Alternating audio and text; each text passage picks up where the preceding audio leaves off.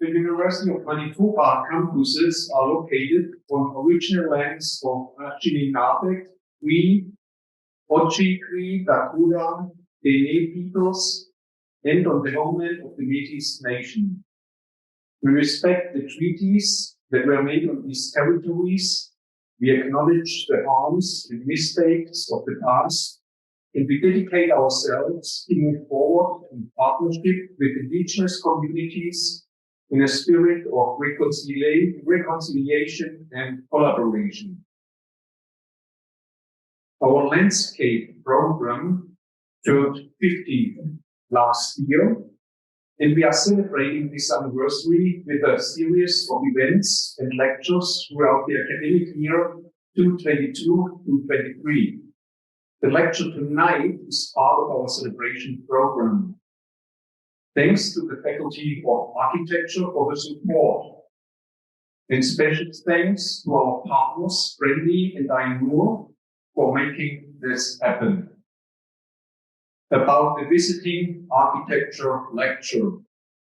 It is the first time since 2019 that we host a guest speaker for the Visiting Architecture Lecture in person again. Thanks to the sponsors, Alan Weisman, Morley Langsteen, James Palmer Lewis. Without their initiative, we wouldn't be able to host our high-profile speakers. The intention of this annual or biannual public lecture series is to bring internationally acclaimed practicing architects to speak at the University of Manitoba Faculty of Architecture. The goals of the lecture are to create new opportunities for students to learn from and interact with internationally renowned architectural practitioners as to their philosophies and practice. To enhance the prestige of the Faculty of Architecture and to strengthen the faculty's ties with the Winnipeg architecture and landscape architecture community. About our speaker tonight. Dilip Cunha is an architect and planner based in Philadelphia and Bangalore, and a adjunct professor at the GSAPP, Columbia University in New York. He is author with another tour of Mississippi Floods, Designing a Shifting Landscape, Deccan Traverses, The Making of Bangalore's Terrain, So, Mumbai in an History, and they are editors of Design in the Terrain of Water.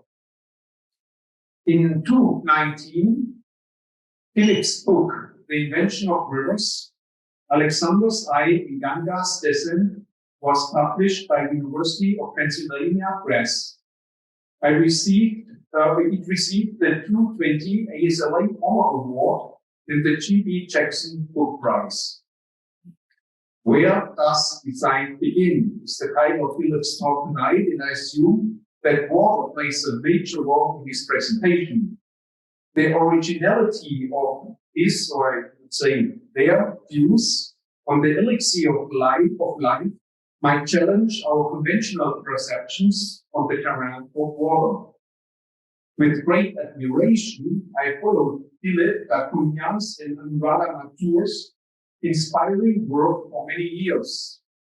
Their books are on the reading lists for our students. In search for their contact information in 2022, I read the sad news that Anuradha passed away on February 28th last year. I was not sure whether it is appropriate or was appropriate to contact Dilip for his key lecture. I just gave it a try. And I'm more than happy that you, Dilip, agreed to come to Winnipeg. And I am sure that Anu is with us in spirit tonight. Welcome, Dilip.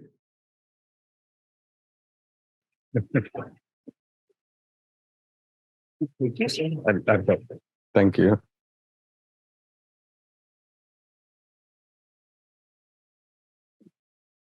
Well, thank you so much, Deepma, for this warm welcome. I mean, and I've learned so much already about Winnipeg in the last 24 hours, thanks to Deepma and Anna. Um, and I must say congratulations to the school, to the department, 50, turning 50. I mean, I know what that is like. So I'm going to share with you a trajectory today that Anu and I have taken.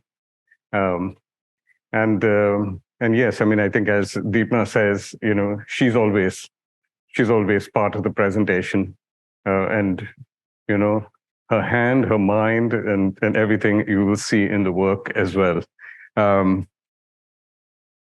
So I want to begin where we began together, and that is traveling the lower Mississippi. I mean, it is an amazing landscape, very different from your world over here, but the other end, I would say, of the North American continent. And it was an amazing learning experience for us. So we traveled it, we documented various parts of it, the machineries by which this river is controlled. This model that was built in the 1940s by German prisoners of war in Jackson, Mississippi, was where they modeled the Mississippi before going on to construct the interventions in the Mississippi. So this was a model. Today we use computer modeling, but there they used, at that time, they used this model, you can see it on the left there, to market their solutions to the world. So they tested them out. In case you're wondering what that, this metal stuff all over the model is, it is to what would I call it? Mimic or create the coefficient of friction. What soil would otherwise do. So the model was to scale. There was an exaggerated vertical thing, but it was also to scale in time. So there was a particular, I think it was an hour of flow was about a day of flow in the real world and so on. But then they went on to build. Maybe I can use this here. They went on to actually construct some of the interventions that they tested on the model, in real life, and that's to some extent, I guess, the advantage of working on a model. But then one of our main interests was were maps. Was how the Mississippi was represented. So ever since Hernando de Soto reached the Mississippi, and this is we're talking about the Spanish. He led an expedition, the Conquistador, led the expedition and reached the Mississippi in 1541 and decided that was a river and drew a line, on either side of this river. And that line has contained the river ever since. The water crosses that line, it's a flood. So as I'm going to be talking about, there's nothing natural about a flood. It's water crossing a line that we have drawn, But it all began here. So the European settler came in with a paradigm of settlement. When they drew the river, it was the beginning of that paradigm in North America. And I want to contrast that with the way the indigenous people lived. So you can see that, the river in its the early form, I think that's a 1600 map down in time. This is the father of waters, the long map, and then this was Fisk, who was, trying to map various traces from aerial photography in the 1940s. And then this is Project Flood, and so once you have the lines drawn, then you can quantify the flows in the river. So you have the Ohio coming in, and so this is the lower Mississippi, that has been quantified by, volume of water.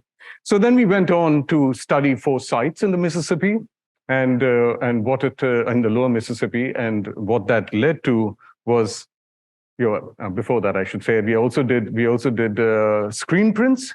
And really, this was really Anu inspired. I mean, she led this project. I mean, it was very much her project before I jumped on.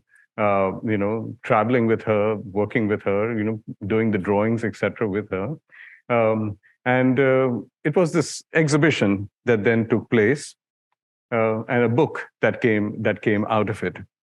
But what I want to really get to is this: the lesson that we learned here. That was key to understanding the difference between the European settler and the indigenous people that they intersected with. This is a drawing. This is a drawing of the Indian mounds in the Mississippi Delta. So that is Memphis to Vicksburg, and there's a bluff on this side, and that is now the containment by the levee system of the Mississippi River. But here, in the so-called floodplain, you have these mounds that have all disappeared now. There are no mounds anymore. But these mounds that you see over here let me move forward, was like this. There were mounds like this.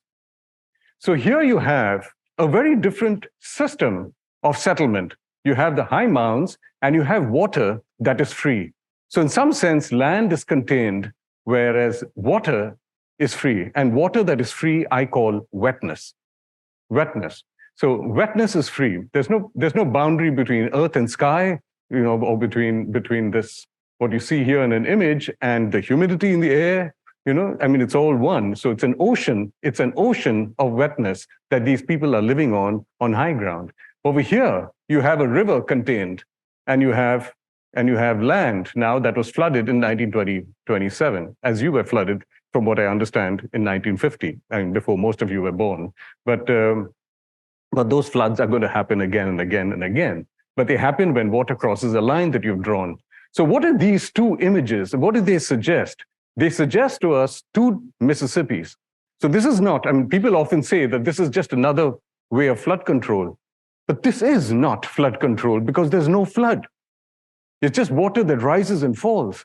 And people live in a discrete settlements as opposed to these continuous settlements. So here it is about containing water and setting land free. Here it is about containing land and setting water free. But I hesitate to even use the term land and water in this, and I will tell you why. So these are two very different. One is a horizon, that the horizontal notion of settlement, and here you have. Let me say that this is about flow and flood.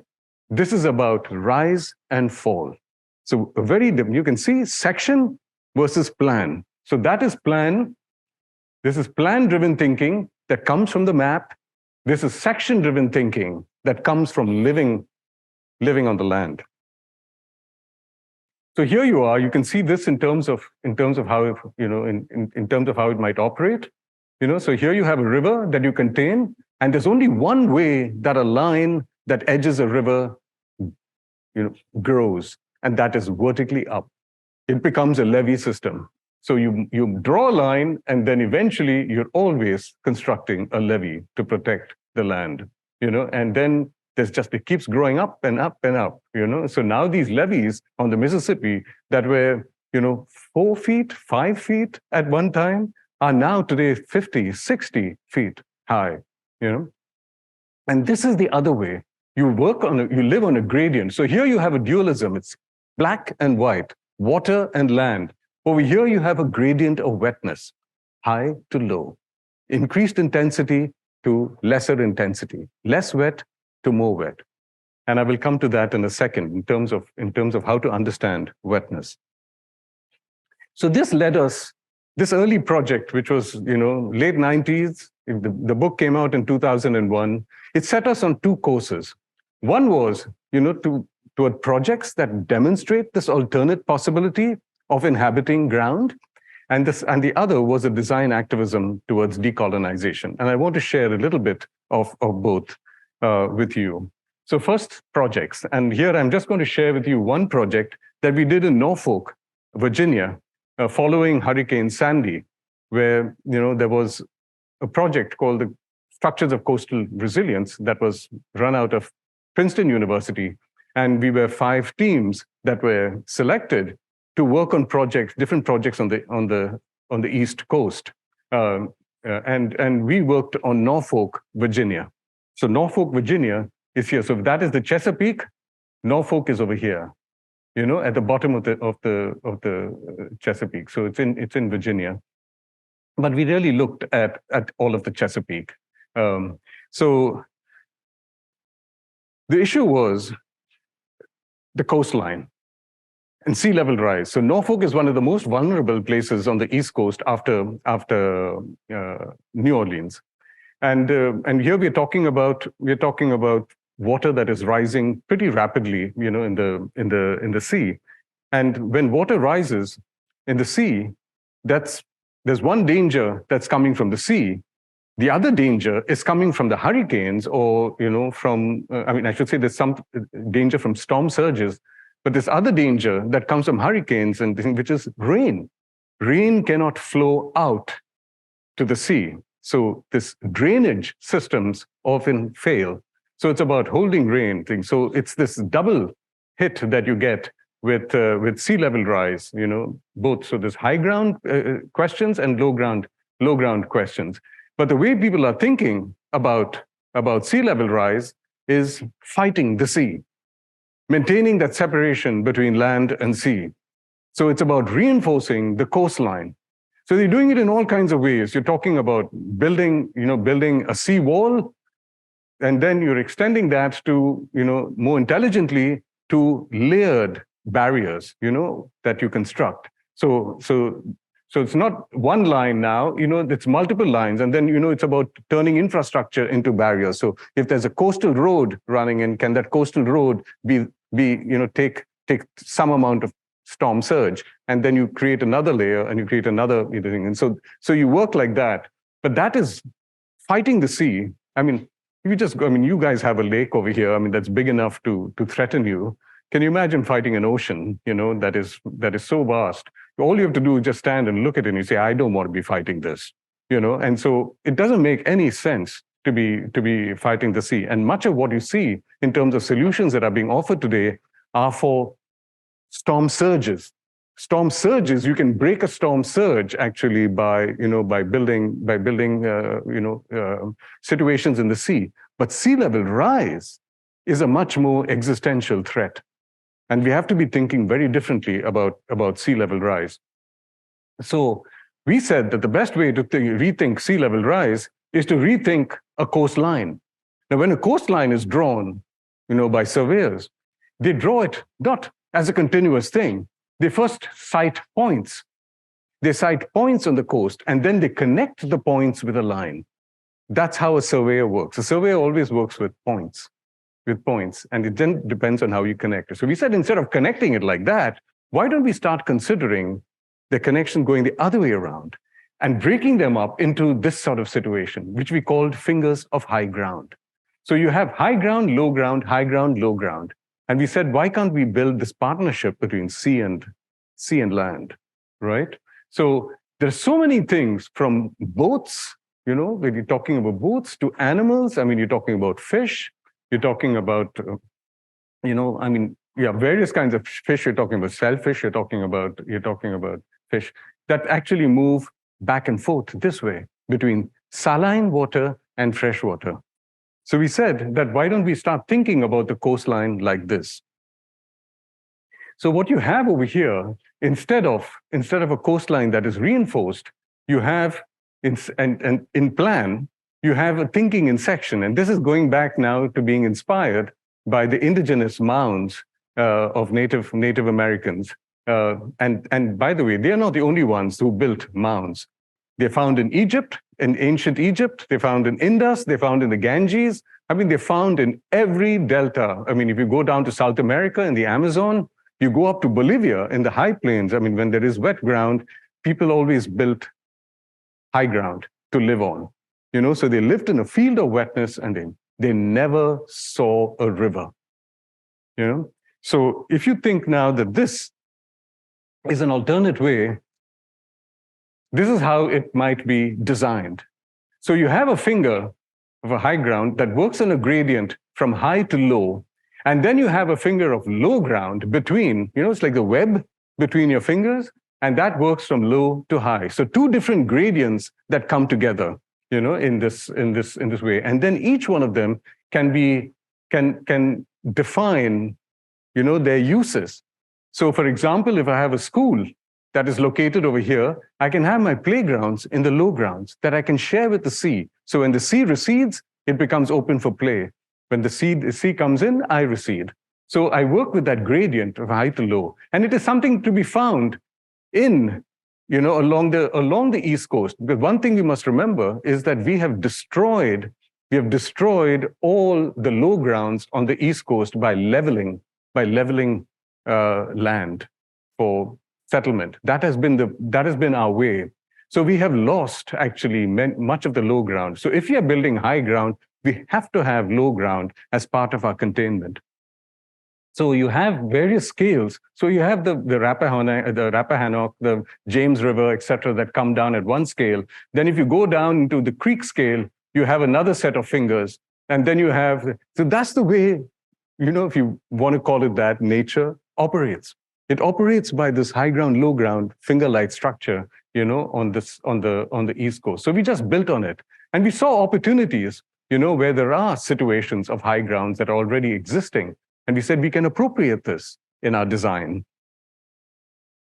So this is just to give you a sense, of what the difference is between building levees. Today, you won't build a levee around all of Norfolk. That's Norfolk. You won't build one levee around, but you may build intelligently number of levee systems, because in case one fails, at least the other holds. If you just have one levee system, you have much less resilience. So if you have this system, which is to us a closed system, because it encloses, it's separated from the sea, versus a finger system. And this finger of high ground system is an open system, that allows the sea in to a certain extent. And, while it changes our mode of habitation to high grounds and low ground relationship. So again, this is, very much a plan-driven, and even though this is drawn in plan, it's a section-driven imagination.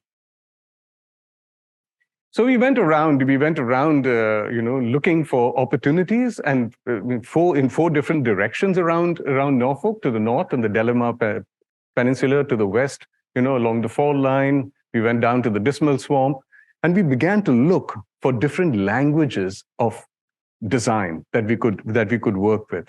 And then we drew out these languages of design, various kinds of gradients between wetness, between different forms that they take, that we might draw on, different species and the way they occupy gradients. So we did a lot of learning in the process.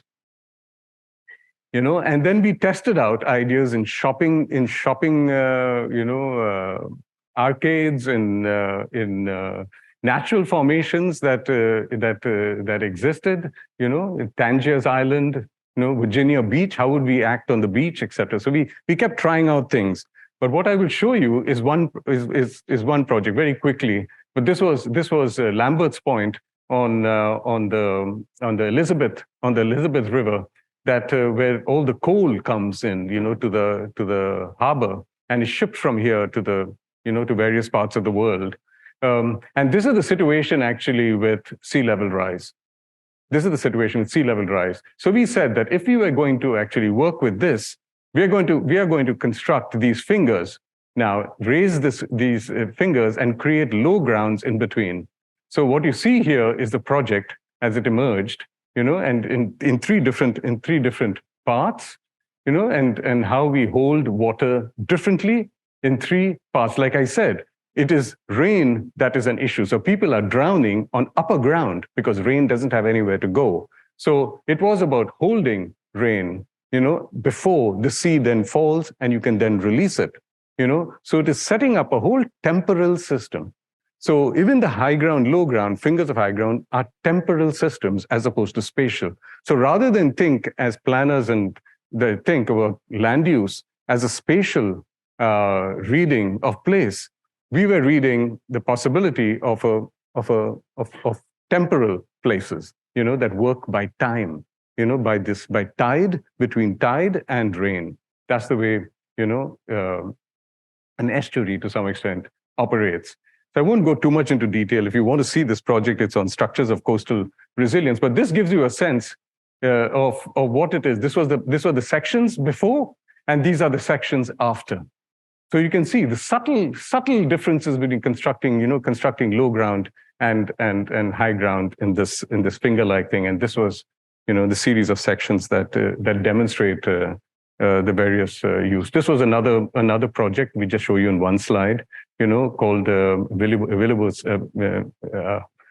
Willoughby Spit, and how that was initially in this form, and then this is where we constructed fingers. But this is where that school was, and I won't get into too much of that project now, but we worked out a system of how would we construct this high ground. And we were using dredging material from the Chesapeake Bay. It's amazing the amount of soil that they dredge in this place. We said, why can't we use it? And we structured that soil for different uses, because it's toxic soil, in different ways. So for different uses, we've had different soils that could come into play. But this was where they were storing it on Craney Island, which they built this whole island actually from the 1950s on. I mean, it's 2 miles, literally 2 miles by 2 miles, in size. It's something that we would never be able to do today, but they could do it in the 1950s. So we used this as a base to then create the soil that we would use for this.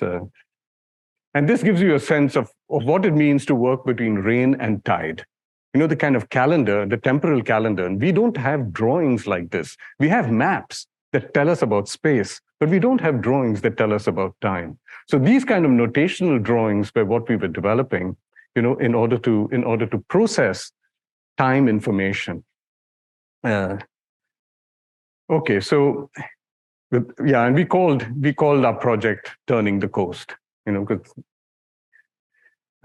that's exactly to some extent what we were doing.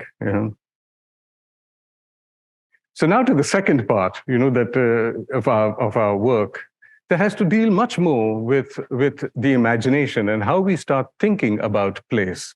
And we believe that changing the imagination is a design project in itself.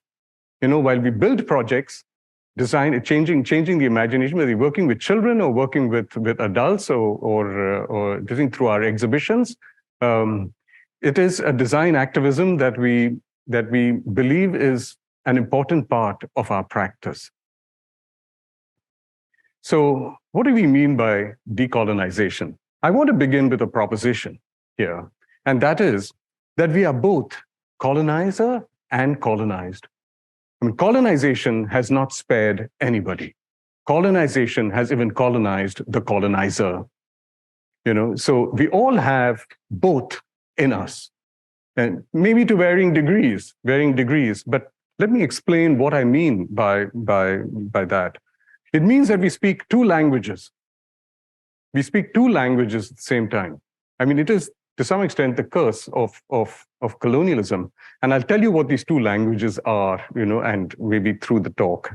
We navigate contradictions. We navigate contradictions fluently without even admitting to them, because we experience one thing and our drawings tell us something else. Let me give you one example. This. I mean, I wanted to get maps of Manitoba, but I could not get a forest map of Manitoba. But since I'm working on Colombia, at this time I had maps of Colombia, so I put this up. So here you have. I asked for a water map of Colombia, and that's what I get. That's the Magdalena River, the Cauca River in Colombia, and it's really a rich place when it comes to water. So everybody looks at the Magdalena as one might look at the Mississippi, as the spine of the country, and there's even a book now, there's a beautiful book actually written on Magdalena, River of Dreams, that really brings the whole country together around the river. But this is the water map, and this is the forest map of Colombia. The Amazon, this is the Amazon that you see over here, down on this side, and so it's a it's got some magnificent forests that have been destroyed quite a bit. But still, what is wrong with this? Have any of you been into a forest? I mean, I know that you have the boreal forests over here, but isn't it water? Isn't a plant water? I mean, think about a cucumber.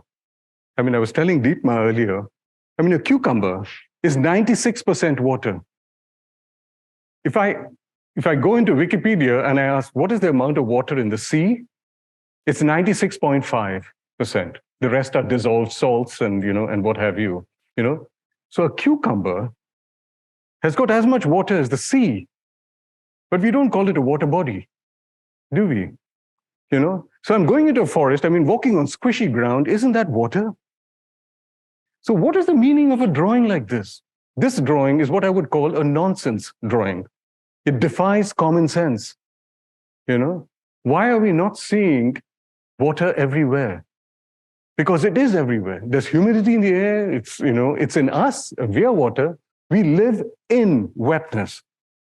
So why do we say we live on an Earth's surface and water is there, land is here? It just doesn't make sense. This is what I mean by a contradiction. We are so colonized that we don't even see a contradiction like this. So the United Nations works with drawings like this. Planners work with drawings like this. Architects work with drawings like this. Nonsense drawings, actually, that don't speak common sense. So we have to come to terms with this somewhere, that we have been led down a path that is so strange, and we have not questioned it. That makes it worse. I mean, in a university particularly, we should be more critical. Here I have a section drawn by Humboldt through Colombia, from Cartagena, which is on the Atlantic coast. It goes up to Bogota, which is here. Now I just use this drawing to demonstrate. Can you get rid of that thing over there?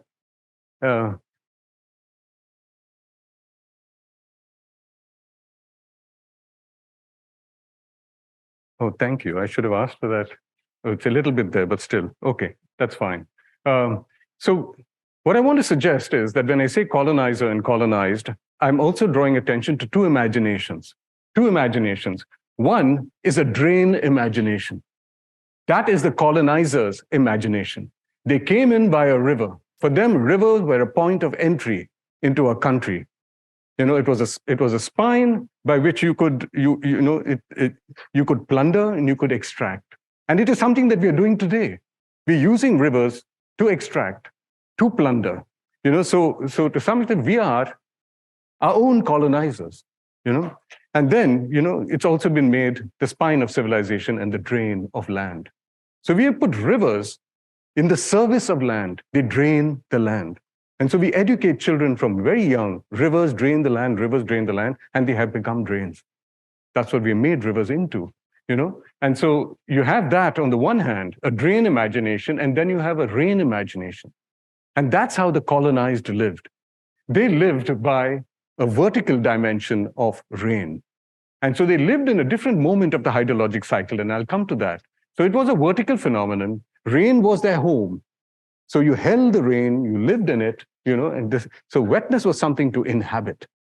It was not something to live on the bank of, And so it's this critical zone between clouds and aquifers. So in other words, there is a surface that we all believe in, and there is a world that lives between clouds and aquifers without taking a surface for granted. And so can we, they're two totally different imaginations. And I want to suggest that we actually work with both, but we don't acknowledge the two as two distinct. Oops, it's not moving now. Maybe.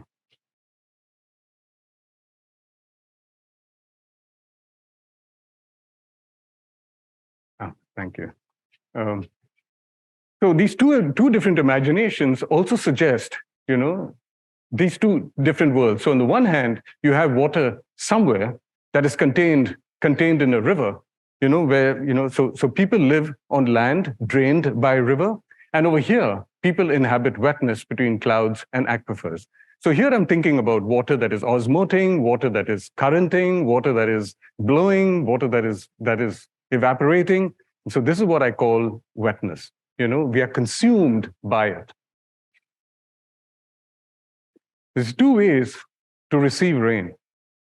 So on the one hand, we are talking about a surface on which rain falls and flows.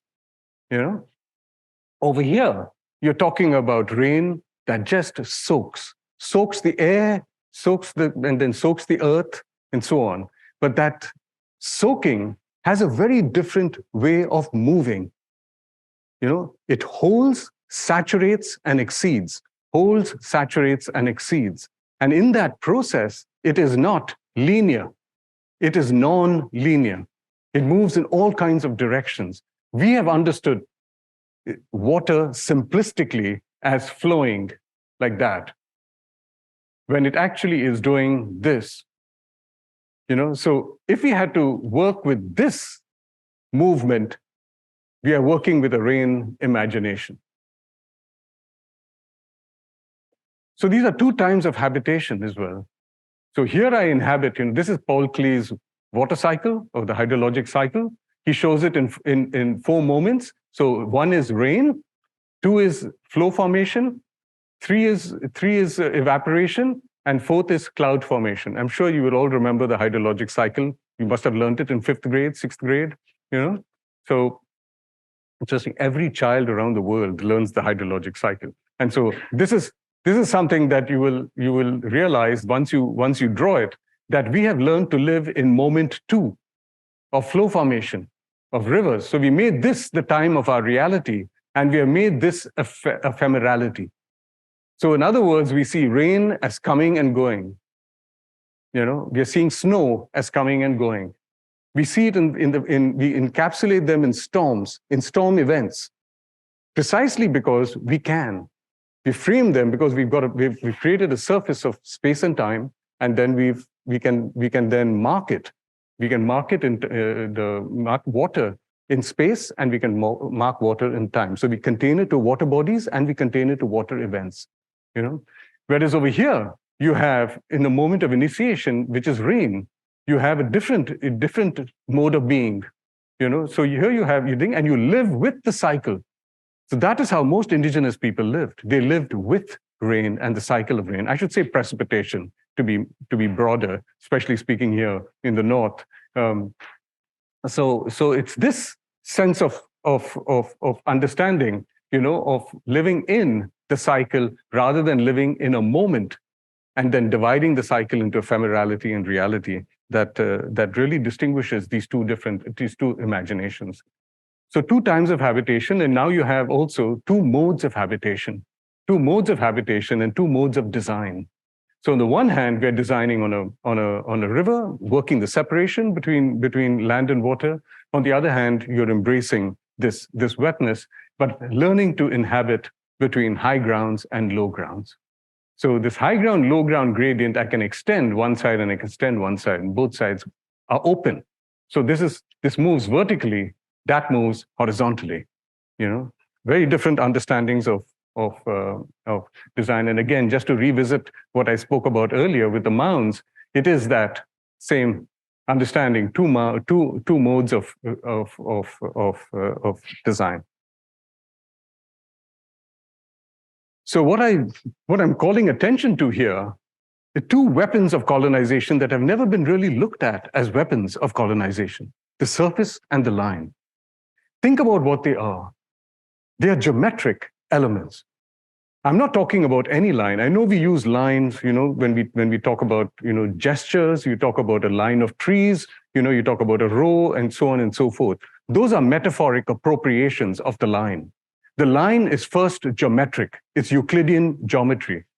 It is a breadthless length. It is all length and no breadth. And a surface is length, breadth, but no depth. Now, who would think of something like this? It's pure imagination. It's a pure idea, right? It doesn't have any, and no one can experience a surface, actually. It's an idea. So if I tell you that there's something in the earth, you will all understand. But if I had to say that there's something below the surface, You've got to think twice. What do you mean? We all say, yes, we understand there's something below the surface. There's, water below the surface. But try telling that to somebody who's not educated in geometry. Below the surface? What is below? What is the surface? Where's the surface on the earth? Somewhere we are seeing a kind of an object. That's where we've been educated. We've been educated actually to see a geometric concept, a pure idea, and make that into a reality. So we grew up becoming designers at a very young age. Before we are 3, we're already designing. And with these weapons of colonization is what I say. So if I had to take you through the process, of how land emerges as something that we take for granted, you have this waters everywhere or field of wetness that you live in. We posit a surface. And this is what every surveyor does when they go out. Before they measure anything, they put down a surface. They lay down a surface. Does it go under the anthill or over the anthill? Does it go under the marsh or over the marsh? I decide where to put the surface. There was a time in which the surface went under mountains. Mountains were not part of the Earth's surface. They were considered as sores on the body of the Earth. Until the 16th century, they were not considered part of the Earth's surface. So when you look at early medieval maps, you will find, hills shown, mountains shown in elevation, never in plan, always in elevation. And so if you think about it, you always treated them as objects that lived on the Earth. So you posit a surface, and that surface is what gathers wetness from above and below. So what is a very clever way. I mean, look at the ingenious nature of this design. So I have wetness everywhere. When I put a surface, I divide it. I have wetness everywhere. I mean, I have wetness up and wetness down, and they both meet on the surface. Now I can control the surface. I can make this wetness go where I want it to go as water. So I'm gathering the precipitation, and I'm gathering water from springs, and I'm modulating my surface. So I've invented something that I can manipulate. And then I put in a line to separate land from water, and I can manipulate that line. So we have created the surface and the line precisely because they are instruments of manipulation and design. So now today we work these two without even realizing actually that their very being is brought into effect through design. And now you have, the last stage is you have something like this now, where water is somewhere, and land is there. So this is a process of creation. It's a process of creation that we all do from the time we were, very young. We learn how to do this, and so we are colonized at a very young age. So this imagination has really been created. So what you have when we have a river like this, you have the line performing, in 3 different ways. You have a line that separates, the line contains water to a place, and line calibrates a flow. Without a line, I don't have a before and an after. I create the understanding of a flow with the drawing of a line. This is basic design, and I do all of this in a fair weather moment. So it's not so much that I'm designing in this particular moment of flow formation. It is also a fair weather moment. So we live in fair weather, and bad weather, any other ephemeral thing constitutes bad weather. And we are educated into this also in a very, that we look and we say, oh, what a gray day. It's a bad, it's raining and it's bad. We're educated to look down on rain. So while we've been promoting the river, we've also been demeaning rain, at the same time. And so this has really cost us now, it has cost us quite a bit. So this is again Paul Klee, of the Bauhaus. Some of you must be familiar with his work. This is another one of his drawings, and that's the definition of the river from the Oxford English Dictionary. Flowing water in a channel with defined banks, and this was his understanding of banks, and flowing water, that thing. But it really captures this idea. Who defines this system? We all take rivers as natural. Rivers are an invention. They are created by design, and I want to get into that in a moment. But this is what happens to the Magdalena. From being literally nothing there. You have the colonizer that has come in, And just look what they've done over the century. 5 centuries, and you have this. What an intricate flow system. It's not a rain system of indigenous people. This is a flow system. It's rivers designed by colonizers. And we've done it to the world. We've colonized the world, so the whole surface of the earth. I mean, we've created a surface of the earth and we have modulated it, separated water from land. Magnificent design, But to me, it sort of raises this whole issue of river literacy, that we learn a river literacy at a very young age. And that literacy involves understanding source, course, and flood. And think about what they are. Source is the start of a line. So if I had to draw a line, I must know where to begin it. So I have to begin in a point. That point is the source, and then the course is the flow of a line, that runs across. And then you have flood, which is the erasure of a line. Now, this is classic literacy, where I'm learning through drawing. And this is what we roll, again, one of those things that we don't pay attention to. We understand, verbal literacy, but we don't understand visual literacy. That's not been made much of. And this raises 3 fundamental questions for me, So one is, wetness is everywhere. Why do we see water somewhere if wetness is everywhere? So this is a question that I've already raised for you. The second one is, precipitation falls everywhere. Why do we see, rivers beginning in points? It should go to every point, right? I mean, and today it should go into every gutter. It should go into every tap, faucet. This is where, it all reaches. The river is reaching into all these places. If one of you can do that, a drawing like that to show the river, the modern river, it really enters everybody's kitchen, everybody's toilet, everything. It all is coming from a river and going to a river. So why is it not part of a river?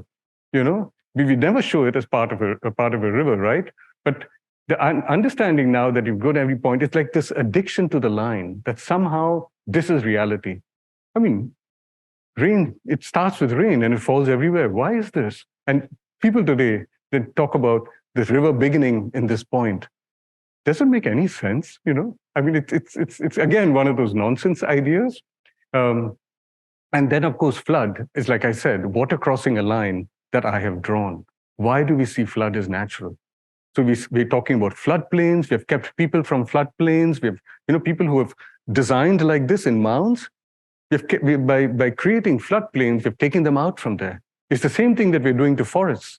People who have lived in the forest are all being taken out of the forest, because the forest has to be this pristine place.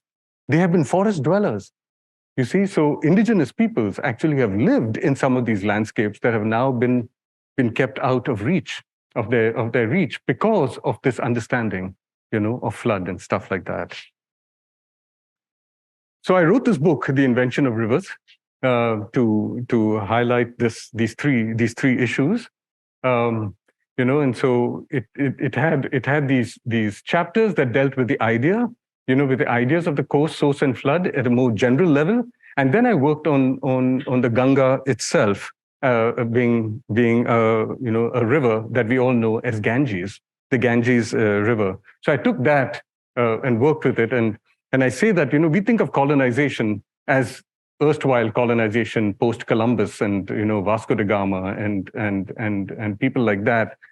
I take colonization back to Alexander the Great. And he brought the notion of the river to India. In fact, he brought the notion of India to what we call India today. And I'll come to that in a second.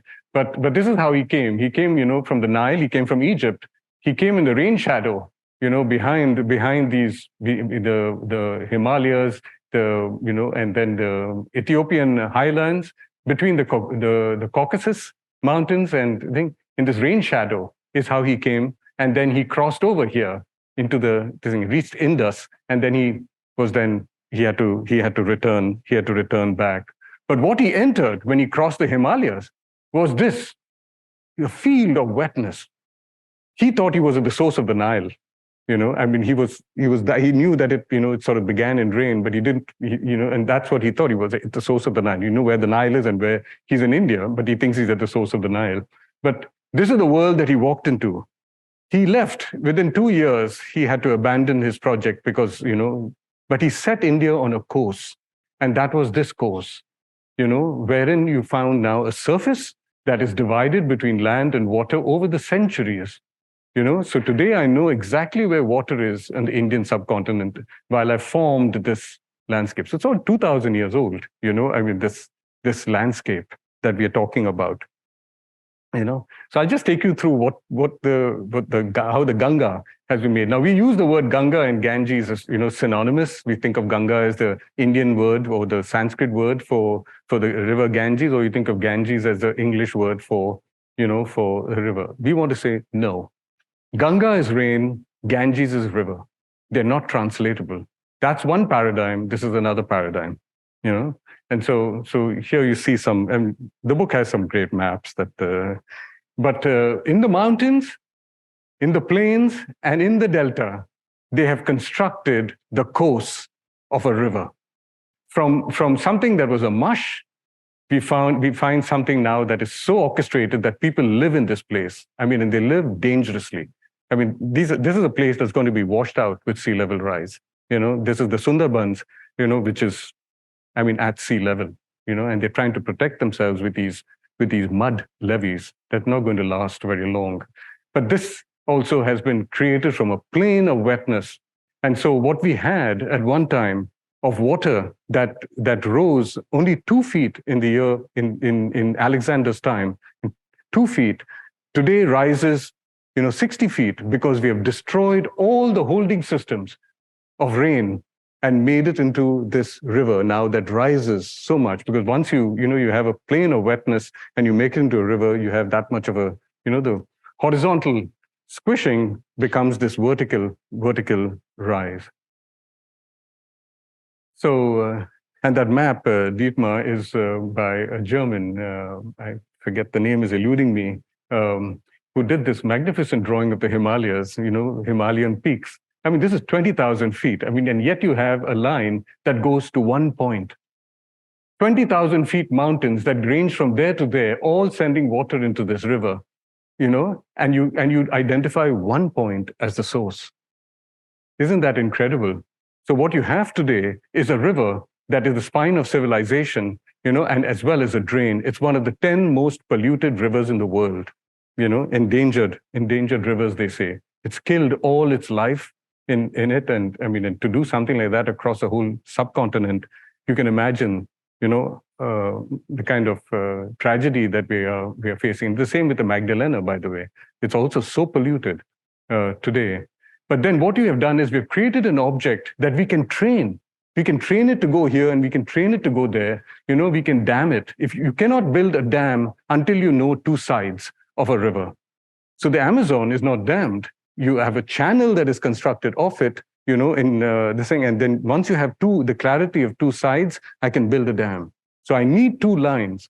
So what we've created is an object that we can control. We can control and we can send to wherever we want to send it. And then you have this, where I came across in a school in New Delhi, which was this light flashing, save a life, adopt a tree, adopt an animal, adopt a river. Now, there are many people who are now talking about the rights of rivers, and it's a case being made as an indigenous people's case. I believe that this is the absolute victory of colonialism. The victory of colonialism to give a river rights is to give your own act of creation. It's like an architect creating something and then giving it rights as natural rights. No, the river is not natural and it doesn't deserve any rights. So to do this would be I think one of colonization's greatest victories. And it's already happening, actually. I mean, the Ganges is also considered something. The Maoris, they say, looking at a river in New Zealand, giving it rights. And so it's always marketed as an indigenous idea, and it is not. It is very much a colonizer's imposition. And then you have this. I mean, what people worshipped at one point, and I don't draw attention to the idol, I draw attention to this rain. What was rain, Ganga descending as rain, that was once appreciated, is now today a river that is worshipped by people, and in the Kumbh Mela, you have these events. They're ecological disasters that attract millions of people to the banks of the river. They think of it as an infrastructure success. It is not. This is a massive polluting event. It never ever happened like this. It's been only in the last few hundred years that this has been created as a thing. So what was once an icon, has become an idol, as it were. And this is what we were caught in this, by the way, Anu, myself, and my daughter, we were caught in this Himalayan tsunami. This is what happens when you point to a single place and say that's the source of a river. People are go there, and it's a tragedy. It's a tragedy that, they're washed up, where they live on the bank of a river, and it's never that way. The pollution, and you blame rain. Rain is something to blame. Quickly now, one project that demonstrates this idea of the surface and the line. I mean, am I getting too late? Have I got another 15 minutes? Yeah, for sure. Yeah. Okay. So you have here, two places now, the colonizers and the colonized place, right? So I'm looking at Bombay, which is a place on the west coast of India, as the colonizers' perception. The west coast of India. So it's on the coastline between land and water, and a coastline that has become increasingly sort of full, had a number of gaps initially in the Portolan charts. It's become continuous. Whereas over here, you have the colonized view, which is of a gateway to the monsoon, a monsoon being a rain season that brings the rain in between June and September, right? So two different places. One is called Bombay, the other one is called Mumbai. So one is Bombay, the island city, which you want to see as an island that drains into the sea. Over here, you have an estuary between land and sea, if you will, but I would prefer to see it as a place of wetness. I mean, it's like, I mean, you look at Winnipeg as, as perhaps a wetness in itself versus a land that drains to a lake. So here you have, an estuary that we then represent in section. In plan, you must remember that the sea never has anything to say. When you look at the sea from above, land speaks volumes. It tells you, speaks through contours. It has this, and the sea is always blank. It's always blank. So here you have classic plan, representation of Bombay, and here you have an estuarian demonstration, representation of Mumbai, So one is drawing us to section, the other one is drawing us to plan, right? And so here you have land uses. This is how the planner thinking in plan. You're working with land uses that say, that this is the park, this is the residential, this is the thing. It's always area-wise. People never live like that in Bombay. This was the colonizers have tried to control the way people have lived, and they've never been able to. They live like this. They live on gradients of time, temporal gradients of time. The way they operate is in section.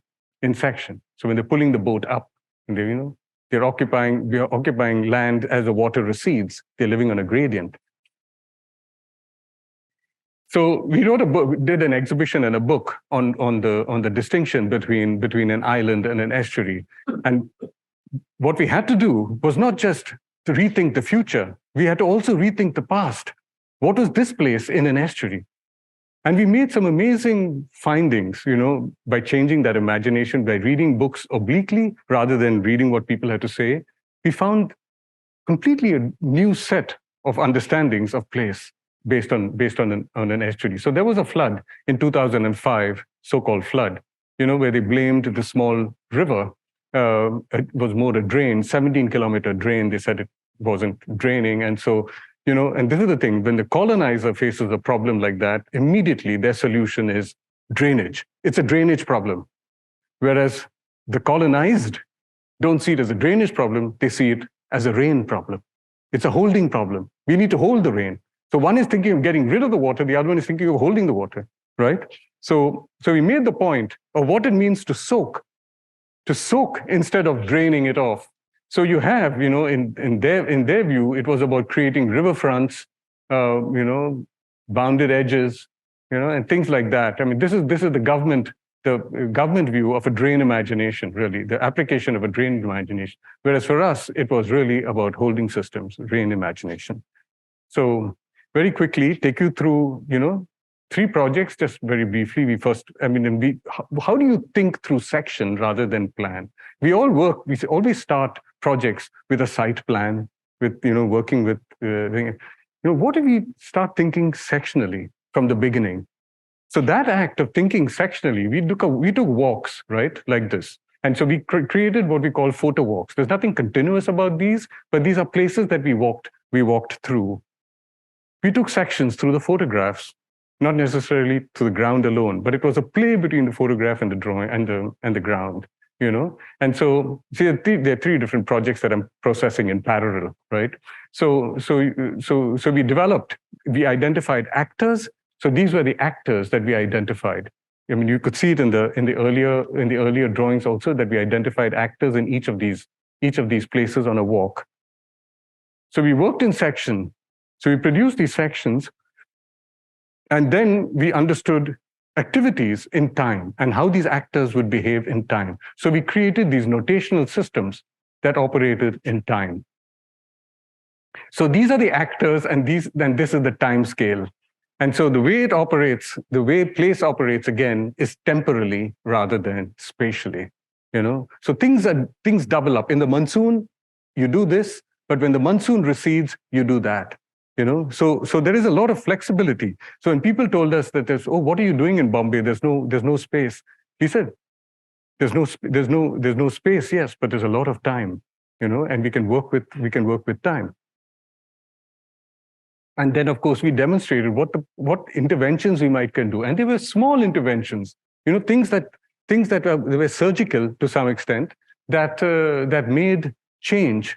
So it was more like seeding. I mean, this is the term that we discussed today morning. How do you seed change and allow that change to grow?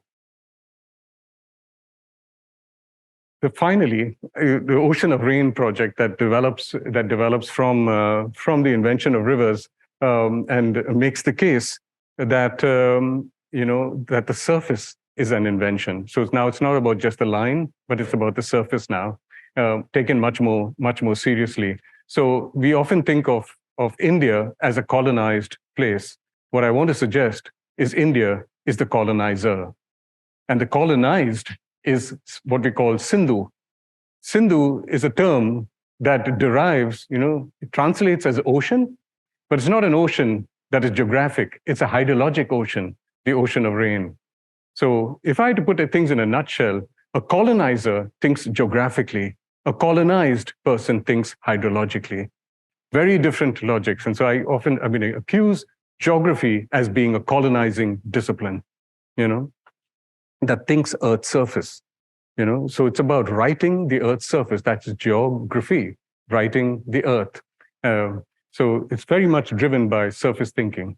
So this is India that's colonized Sindhu. So land and water. Land has colonized wetness. So I'll take you through a couple of travels that we took. One is, so we begin in the city of Varanasi, and Varanasi is on the bank of the Ganges River. So on the one hand, the colonizer sees it as a city on a river. We see it as a high ground in wetness, called Janapad. The Janapad literally means foothold of the people, and we use it as a foothold that is a high ground. So very much like that Native American mound that we saw earlier in a thing, but that is just by way of introduction. So here you have, if I had to go down the river, this is what I might see, as any tourist would see. This is the city on a river.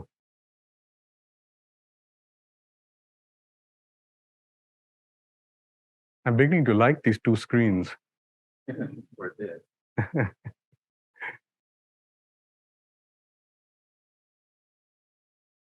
But then you get the monsoons.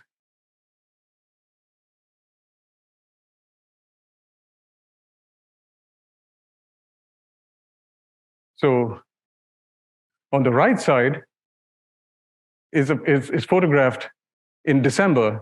On the left is photographed in August at the end of the monsoon. So one is after the monsoon and then before the monsoon.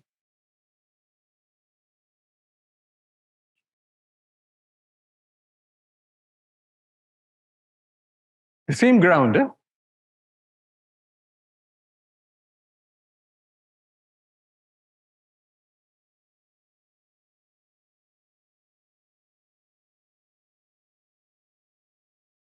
That entire temple is underneath. But this is meaning the water that rises 60 feet.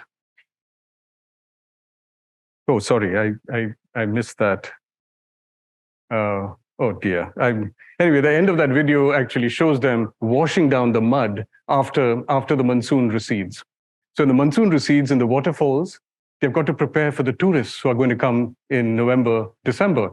So they're washing down the idols, they're washing down the mud that has collected. So all this mud is coming down from the Himalayas and gathering around this. So it covers this fantastic scene. So what you see then eventually would be something like this. That same face that you saw might appear like this. This is Varanasi defaced, if you will, or let's say it's the river that is being questioned, river thinking.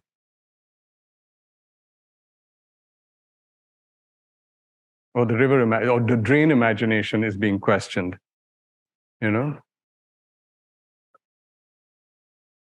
then you realize in a moment like that there is a whole other rain system behind, in the backside of a city. So we have created a front side to a city. There is always a backside. And this backside are these tank systems, wonderful rainwater collecting tanks that were destroyed in favor of the river.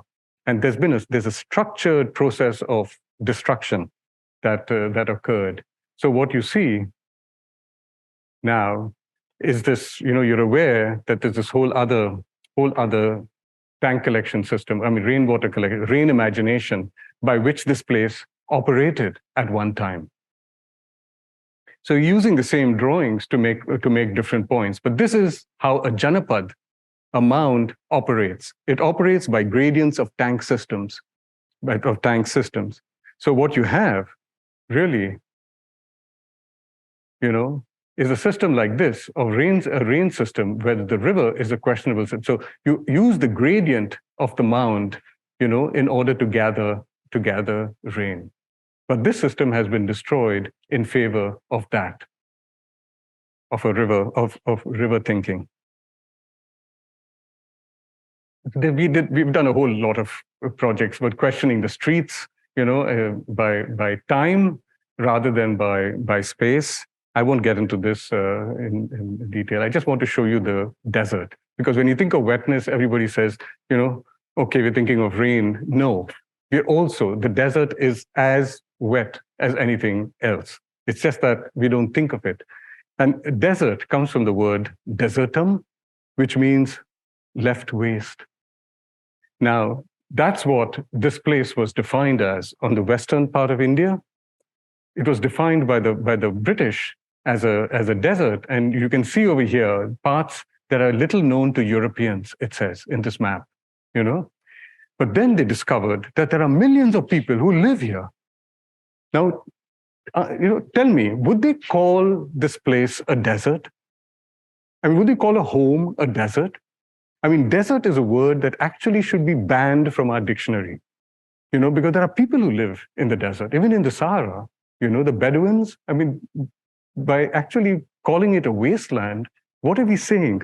What we're saying is this, that we create a situation where we can bring canals in of water, and they're actually cultivating rice in the desert, the most water-intensive crop in the desert. So this is what happens when you define something in order to create production of this kind. And now you're getting riverfront developments. So you're creating rivers So you're literally manufacturing them. So you're seeing this invention in firsthand. So this is what the British earlier wanted to do. The colonizer now is thinking rivers, right? And so they put this tentative line over here. And this is what is becoming concretized today. So we travel down this thing. So this is the drawing of this river going through the Thar desert. So Thar is not a desert to us. It's a desert to the colonizer. It's home otherwise to people who live there. So we came down this system, right? It starts in Pushkar, which is a part in Rajasthan. It has sheep that doing this. Look at where's the water really? There's dyeing going on. There's a fair, Tilwara fair, where many nomads come and sell their goods, until it reaches the salt flats, down in Gujarat. So it is a field of wetness, really, that we witnessed. There was no water that was flowing, but there were different kinds of wetnesses. There were cranes, birds migrating through, and all kinds of things that we sort of document in that thing. So this brings the two images together, the colonizer and the colonized, and what it means to see a river, as well as to appreciate a whole temporality of occupancies that happen when there is no water in this place, which happens for 9 months of the year, So can we work with both paradigms, and can we transition from one to the other is a question that we need to seriously engage. Another landscape that we came across was the Oran, and here the colonizer loves to see these as oases. And they're protecting them now, from invasion. So they're literally surrounding them and making them islands. Someone even referred to them, during the colonizing period, the British period, as, spots on a leopard skin. That's how you see the oasis. And so when you think about it like that kind of closure, that says that this is about wetness, about water, and that is about land, is really speaking this land-water divide. But this is a classic Oran. It's called an Oran. And I want to say that when we are talking about India and Sindhu, this is what I mean by we speak two languages. The language of India and the language of Sindhu, I can read the Oran differently in each one of them. So in one case, I'm seeing an oasis over here. On the other hand, I'm seeing changing intensities of wetness.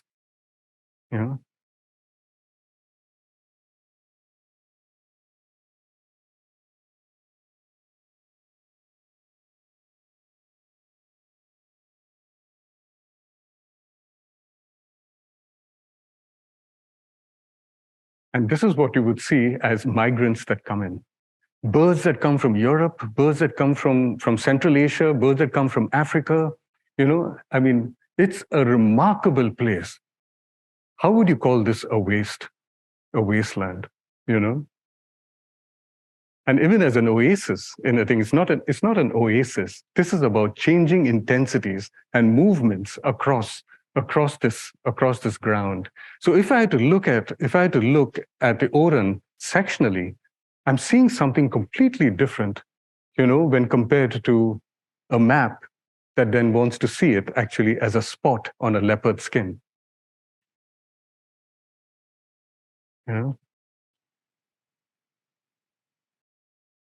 And finally, just one word more that demonstrates the difference is the gully. We all know the gully, in landscape, as a kind of eroded gutter, that sends water down. And so the British in particular, loved this term to describe Indian streets because, it's erosive of civilization, it tells you everything you want to know about the native people, So you had this sense of reading the gully in one particular way. But this is our documentation of a street, of a gully. I shouldn't call it a street, a gully, One tends to see it as a street. And so this was from wonderful reservoirs that are built up there to this great tank that is on low ground. It really is a very engaging walk, through Jodhpur. This is in the city of Jodhpur. it makes for a very entertaining walk. Again of different wetnesses, and I'll show you what I mean by that. So these are the reservoirs. You come down. That could be sky, but that could be water. Wetness.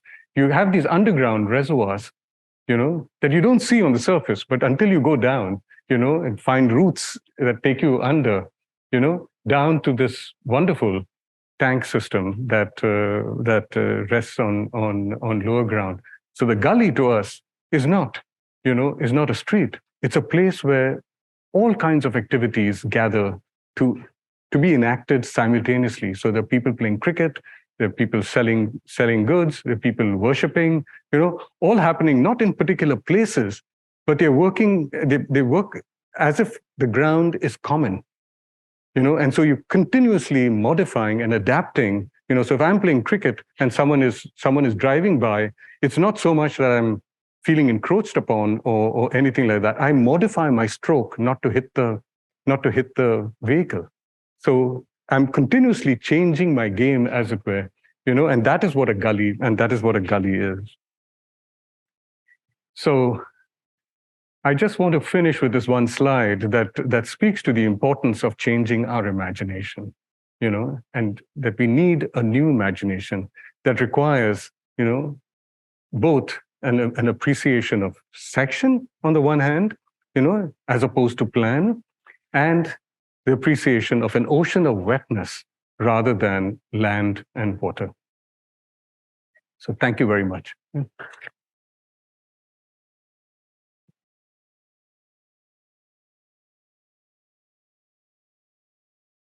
That, by the way, it's a very touching image I got just, this month of a woman foraging charcoal in the Congo. How is it possible for people to live like this in this day and age? It speaks to the destruction of the forests. It speaks to the destruction of family, of her, and the little children.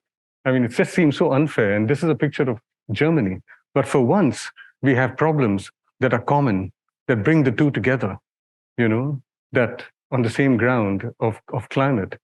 And so for me, these are not climatic problems per se. It is really a problem of the imagination, the way in which we have, created this crisis, both places, so we can deal with them together now. Okay, yeah. I've said enough.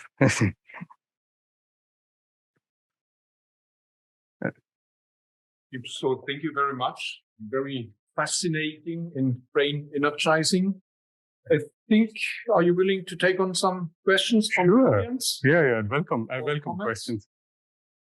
Oh, okay. Nice. Does it work? It's probably not. So I entered the writing now, so it's maybe that's really only that. I'm sorry. The call? Do you have to take it? No. Okay. I forgot to turn off my phone. Are there questions, comments? Can I have the mic?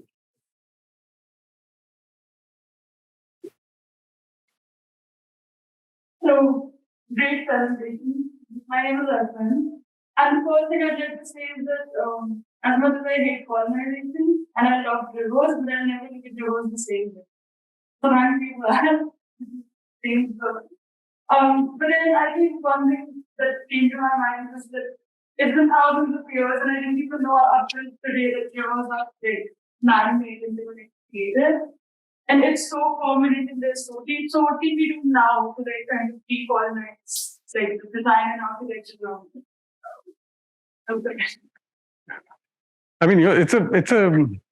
To me, that is a design. It's where design is in this transition, from rivers to rain. So there's something that we have to appreciate in both paradigms. Just the guts of creating a river. And just the way in which it is, it's through the multiplicity of the small over centuries.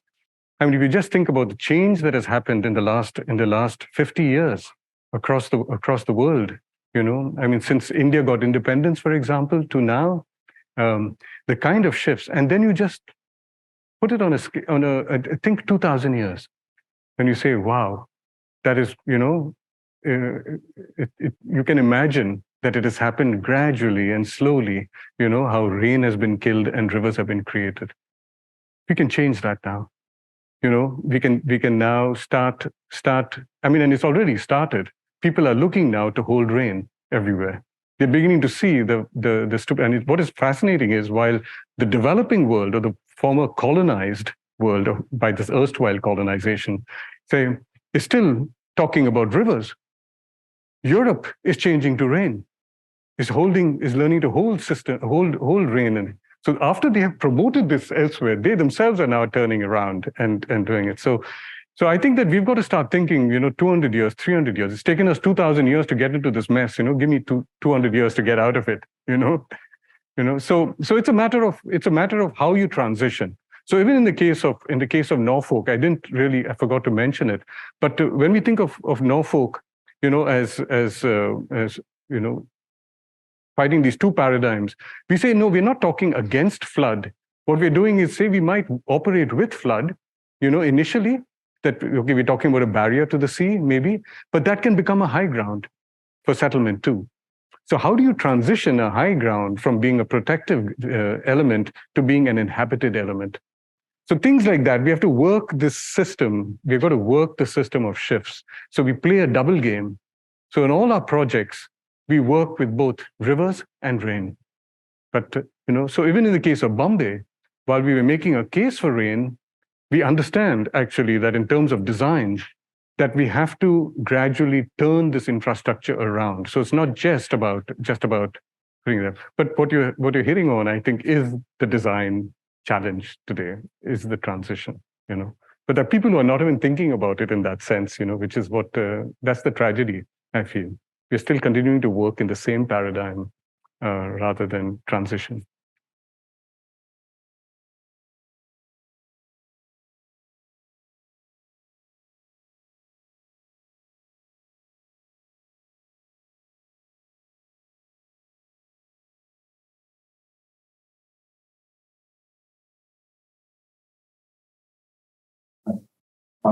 Thank you for your presentation.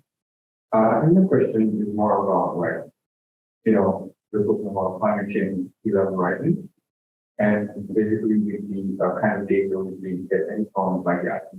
I'm sorry, I'm not following entirely. We're talking about climate change and sea level rising, right?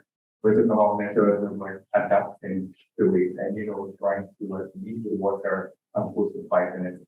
And one of the things that the IPCC from COP15 to the COP26 and COP27 that we realized is that we can't really keep up with the expectation for sticking to the climate targets, right? The global temperature targets. So sea level rising is no longer like a threat, right? It is more about an impending disaster, it's going to happen. And in cities in some of very densely populated cities, right? In India, for example, Lagos, for example, some parts of these densely populated areas which are on the lowland are going to be affected, right? And majority of the solutions that are being presented, building on water or islands, and but in areas like that where it's so densely populated, for example, Lagos got something million people. And you're going to have these infrastructures remaining even when the water comes. Do you have any idea of how to, work with still, that existing infrastructure and the built infrastructure when the sea level eventually rises and the whole sea with that? If you just think about it for a moment, there's no solution other than building high grounds. You have a choice of actually fighting the sea or retreating entirely from the coast, and there are many places in the world where that's not a choice. And so if it is about creating high ground, we better get started. And things that, think about Winnipeg actually building this entire ditch. The amount of earth movement that we have done actually over here, in order to protect the city. this is something that can be done anywhere, really, and it's just about this intelligent, creating low ground as much as high ground. So holding systems and and high ground systems. So I mean, I don't know if there's any other solution, really. I mean, and I think this is where I think in the short term, I mean, and most engineering projects on rivers have often worked actually with a double language. That initially, you protect and you this thing, and then you open up. I mean, as part of a scaffolding system or something like that. I think that's what we have to do here as well. We have to again transition in a way. So, doing that strategically, tactically, is something that we have to begin now. I mean, looking at these trajectories, I don't think we have much of a choice. But what many people are doing is actually just creating barriers. That's not going to help at all. I mean, in terms of this thing, Bangladesh is moving from levee systems that are made of mud. If you put your ear to it, you can hear the crab coming through. I mean, that kind of a system, to concreting it. They're concreting this thing. I mean, it's madness. Instead of building high grounds, which they can also do. I mean, if you can build levees around, you can also build high ground, and work strategically like that. So to work with an open system is just to be more, let's say, make yourself prone to adaptation, rather than the fight, So yeah, I'm not sure if I understood the question entirely, but did I respond to it in part? Yeah.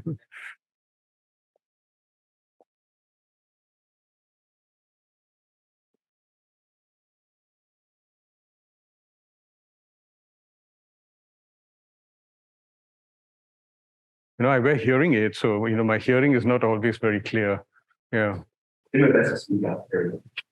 you for a very important presentation. I have a question about, I guess, another map icon in some of the images that you presented, which not have a line, but kind of mark symbol, which seems to be in the mapping conventions dispersed and not really having a boundary typically, probably due to not caring where that boundary line is at the time of drawing.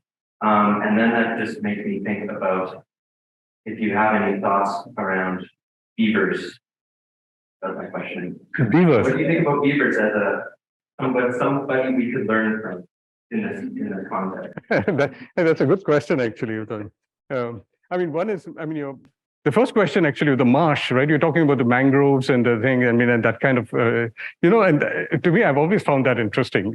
Everywhere I've seen these ambiguous spaces. They've all become, at least in situations like Bombay or parts of India, they've all become land. So there's no other. Their ambiguity moves one way. It's land. So it's right. It's land from the beginning, to this thing. And so that's really the tragedy of the mangroves. But just to take that one step further, what is interesting, is what science has done to promote this marginalization of mangroves and marshes. And, not only in terms of calling it a swamp and this demeaning terms again, like the desert, but we understand the mangrove in terms of, in botanical terms, as something that has survived, because it survived competition by moving closer to the sea. So we have constructed a narrative of marginalizing, in this way. So which is actually, I think, a big tragedy. So what you're seeing is in the map reflects the sense of science. Another thing is that if you look at any of the picturesque drawings, of people who accompanied Captain Cook, artists that in the 1700s, you will find their drawings of the coastline never showed mangroves. They only showed palm trees and things like that. Because a mangrove, you can't identify root from shoot to how it defies It defies your understanding of this clarity of a root system, and a trunk system and anything. So it defies your pen. So this is where I find that representation has played a criminal role, actually, in the marginalizing. So both art and science have contributed to the marshes being, a negative place. As regard the beavers, it's an interesting question, because the narrative of the beaver has been constructed around a river and the damming of rivers and streams. It's the same, the narrative of the salmon has also been constructed as going upstream, downstream. But just yesterday, I was talking to Dietmar and Anna about the possibility, and I never thought about the beaver so much, but I should be thinking about the beaver. But to think about the salmon, for example, as not moving upstream and downstream, and like becoming this tired animal, as it goes up, the way we anthropomorphize, these things. One could see them as actually moving from holding pool to holding pool. So there is this excess, if you have to think about how wetness moves, that it holds, saturates, and exceeds, and moves in it. The salmon is operating that system by moving from saturation to saturation in a way. Now, the beaver could probably be understood in a very similar way, as operating a wetness rather than operating a river, and damming a river, it sort of raises all kinds of ethical issues to me, it's how we've used animals to reinforce our perceptions, and in the same way that we have used our inability to draw mangroves, into a virtue. So I think it's, I think about that a little more about the beaver, but I encourage you all to think about it that way too. To start thinking about how we can rethink the language of ecology without the notion of a river, without the notion of flood, and to start thinking about ecology more in a sectional environment, thinking about the marsh in a sectional environment, temporality that you can't freeze into any map, without demeaning it in some way.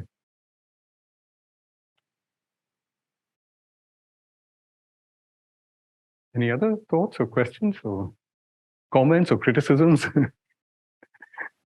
So, yeah, I have a question and a comment. It's a wonderful presentation. It causes me to really question something. My favorite book growing up was The World Atlas.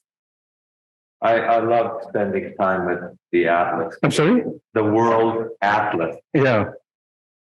Yeah, as far as any book that stirred my imagination, it was looking at maps. At maps, yeah.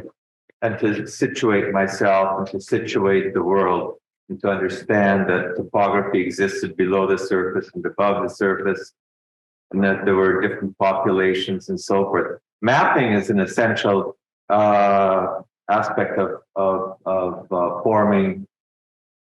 We can't live without maps. The tyranny of the map, it's not a contradiction, it's a conundrum, isn't it? It's interesting when you say it that way, because, the 90% of the population in India cannot read a map, I would say. I might be exaggerating. I might be, today, maybe because of the cell phone, they might be a little more familiar with the thing. But you cannot assume that everybody reads a map. Just think about it. A map is the most peculiar representation of the world. You have to fly up into the sky, look down. People who have lived in deltas, would they even conceive that as an idea, of going up into the sky and looking down? You have to be at infinity. Your eye has to be as big as the earth to actually look down, because you're looking down with parallel rays, right? The map is parallel rays, And so, you're right. To some extent, it's a conundrum, because we have been educated so deep into this that as you say, we cannot live without it. But I would say we can. It's just a matter of how we adapt to a possibility of a new reading of place. And if you had to think of how much effort it must be for an indigenous person to be colonized into the map why can't we be decolonized out of the map? You know? So it's but I think what you're pointing to, I mean, it's something that I find also quite frightening, and that is that, because I mean, both Anu and I, we love maps, and we've gone through, we've looked at maps in all kinds of situations, and and made generated maps. You're absolutely right. I mean, and that's why I say we're both colonized and colonizer. And to begin to appreciate the contradictions, actually, that the map brings.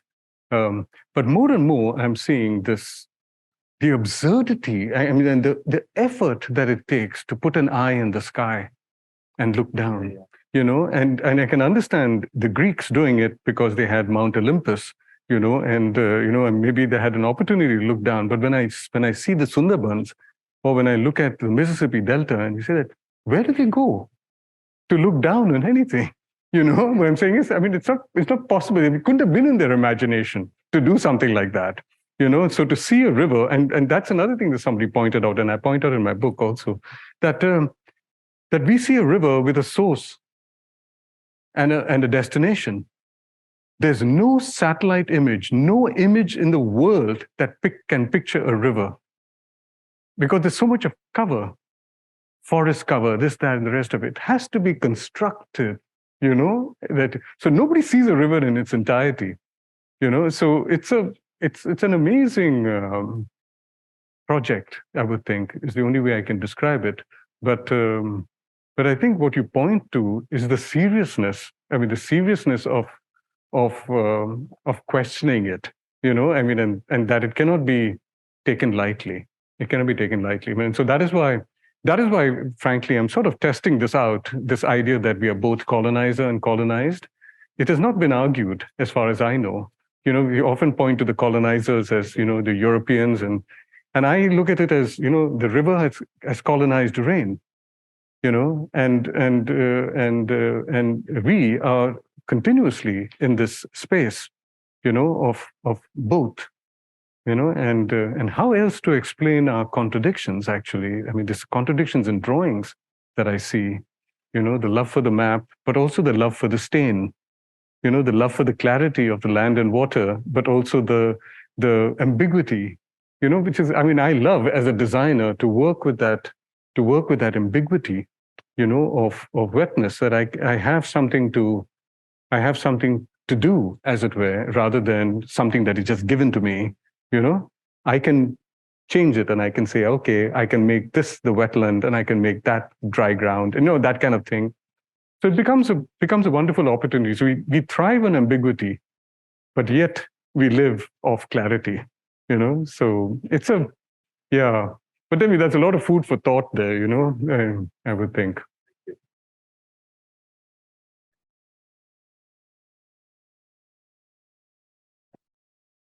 Any other questions?